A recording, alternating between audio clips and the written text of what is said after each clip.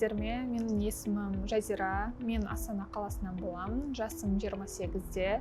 Менің қызым Айзере, жасы 6 жаста. Дора Маринді біз таныстар арқылы білдік.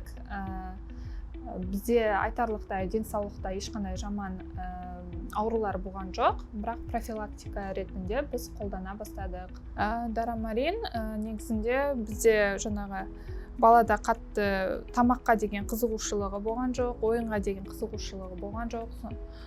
Қазір былай жақсы аппетиті ашылып, жақсы болды, тамақты жақсы жейді, және де жаңағы үлкен дәретке кішкене қысылып баратын, қазір жақсы. Дора Маринді 4 ай ішіп жатыр. Өте жақсы, балаға жаңағы қиын ішпейді, дәмі сок сияқты, өте жақсы ішіледі. Менің жеңгем өзінің балалары ауыра бастады, көп жөтеліп ауыра бастады. Содан кейін жаңағы өздері де Дора Маринді іше бастады.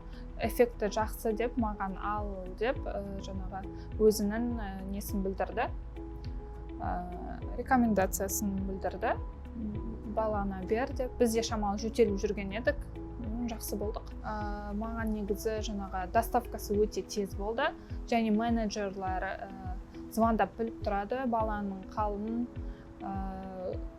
қалай болды деген сияқты жағдайымызды біліп тұрады. Маған сол өте қатты ұнады. Дора Марин компаниясына үлкен алғысымды білдіремін. Сіздерге үлкен рахмет. Дора Марин арқылы біз өзіміздің аппетитімізді ашып, баланың кішкене вес жинады. Және менеджерларына үлкен рахмет, үлкен алғысымды білдіремін. Күнде звондап, әрдайым звондап, біліп қалымызды, жағдайымызды біліп тұрады.